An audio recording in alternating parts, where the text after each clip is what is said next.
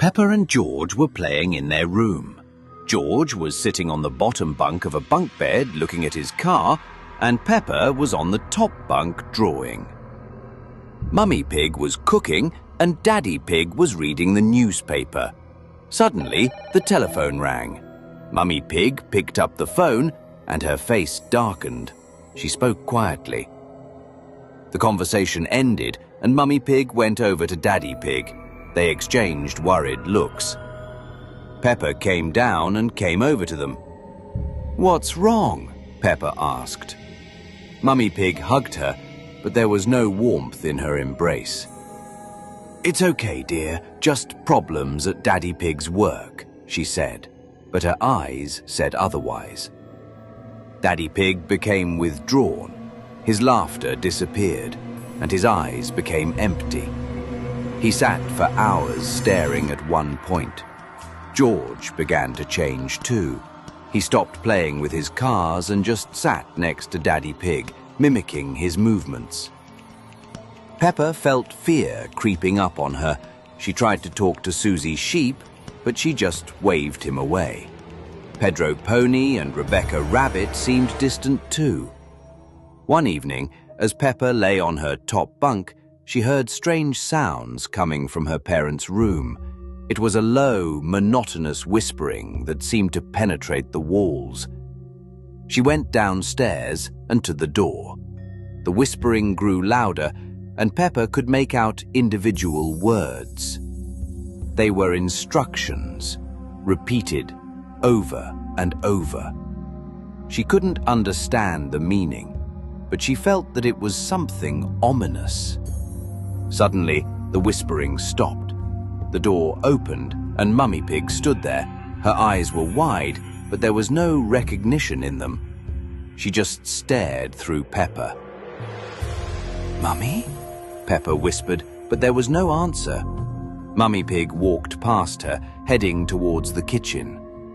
Peppa followed her. In the kitchen, Mummy Pig began rearranging the dishes in a strange, unnatural order.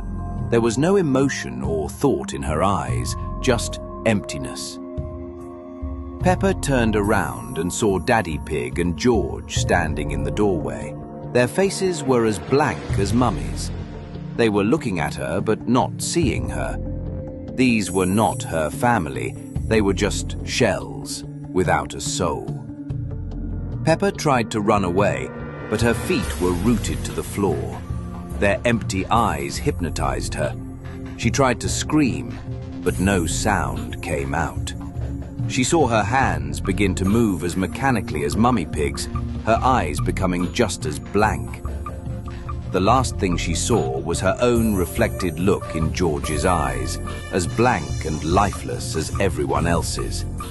Peppa Pig's house continued to stand in the sun, but now it was filled not with laughter, but with silence, which was more terrible than any scream. The Lost Peppa Pig episode that never aired. A sunny day illuminated Peppa Pig's house, filling it with familiar laughter. Peppa and George played in their room, where a bunk bed stood against the wall. George below, Peppa above. Mummy Pig cooked in the kitchen, and Daddy Pig read the newspaper in the living room. Everything was as usual, but a slight, almost imperceptible tension hung in the air. Suddenly, there was a knock at the door. Susie Sheep stood on the doorstep, but her gaze was unusually empty, and her movements stiff. She didn't smile as always, nor did she jump with joy. Peppa, George, Mummy Pig, and Daddy Pig went for a picnic by the lake. The water was dark and still, reflecting the gloomy sky. They spread their blanket, but the air was heavy, foreshadowing something ominous. In the distance, an old, abandoned boat was visible, its outline appearing sinister. George pointed at the boat, his eyes filled with curiosity and fear. Peppa felt a chill, but curiosity prevailed. They approached closer. The boat creaked in the wind. Something stirred inside the boat, making strange sounds. Mummy Pig and Daddy Pig felt uneasy. Suddenly, Spider-Man leaped out of the boat, his suit torn, his gaze full of terror. Venom followed him, his black mass pulsating, absorbing the light. Venom extended tentacles towards Peppa, her heart frozen with fear. Spider-Man stood in defense, but Venom was too strong.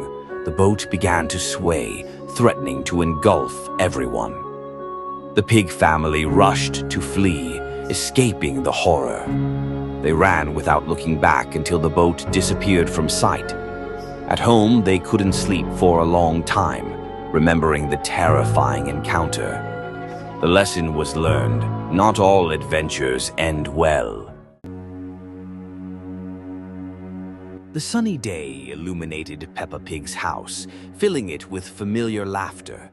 Peppa and George played in their room, where a bunk bed stood against the wall, George below, Peppa above. Mummy Pig cooked in the kitchen, and Daddy Pig read the newspaper in the living room. Everything was as usual, but a slight, barely perceptible tension hung in the air. Suddenly, a strange image flickered on the TV screen. Peppa and George froze, their eyes wide with horror. Something dark, ominous moved through the city. It was looking for something, and that something was very close. Daddy Pig felt uneasy, putting down his newspaper. Mummy Pig froze by the stove, listening. The ominous shadow approached their house. The knock on the door repeated, but now it was louder, more insistent. Peppa and George hid under the bed, trembling with fear. The shadow seeped through the cracks, filling the room. It was looking for them, and they knew it. Their hearts pounded like drums. The shadow approached the bed, its outlines becoming clearer. It was something terrible with sharp claws and burning eyes. It stretched its tentacles towards them. Mummy Pig and Daddy Pig rushed to protect their children. They tried to scare away the shadow, but it was too strong. Its tentacles wrapped around them. The shadow consumed them, leaving only emptiness. Peppa and George were left alone. Their world collapsed. They cried, but their tears were silent. Suddenly, a bright light illuminated the room. A hero appeared in red and blue. He was strong and fearless. He came to save them. The hero fought the shadow, his movements swift and precise. The shadow retreated, its power weakening. Hope returned to the children's hearts. The shadow disappeared, leaving only a cold trail. The hero smiled, his eyes shining with kindness. He saved them, and they were grateful. Peppa and George hugged the hero, their fear gone. They understood that even in the darkest moments, there is hope. It is important to be brave. A sunny day at Peppa Pig's house suddenly darkened as clouds covered the sky.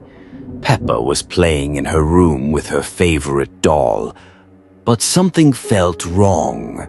Strange shadows flickered outside the window. A soft knock echoed at the door, like someone scratching with claws. At the doorstep stood a large white rabbit in a pink jumpsuit with a triangular mask on its face. Its eyes glowed red through the mask's slits. The rabbit extended a bright postcard to Peppa showing children's games. The postcard depicted swings, slides, and carousels, but something about these drawings seemed sinister. The colors were too bright and the shadows too dark. Peppa took the postcard with trembling hooves and read the invitation to fun games for children. The rabbit nodded and vanished as suddenly as it appeared, leaving only the smell of damp earth and withered flowers. Mummy Pig entered the room and saw the postcard in Peppa's hands. Her face paled as she read the text. She knew these games weren't as fun as they seemed, and that children who went there sometimes never returned. Despite Mummy's warnings, Peppa decided to go to the games with George.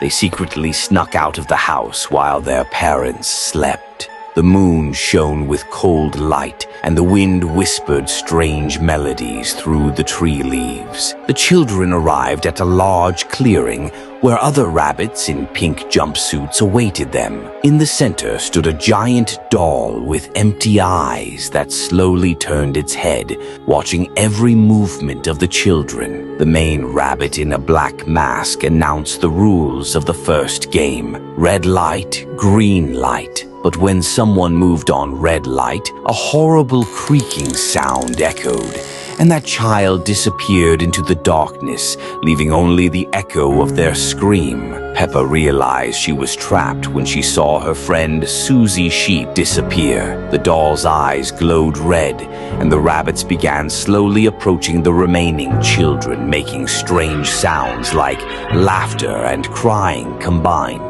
George cried and hid behind Peppa when he realized the games hadn't ended as they expected. The rabbits surrounded them, their masks beginning to glow with an eerie pink light in the darkness, casting nightmarish shadows on the ground. At the last moment, Mummy and Daddy Pig appeared with flashlights, chasing the rabbits away. They hugged their children and led them home, explaining that not all invitations are safe, and that they should always listen to parents when they warn about danger.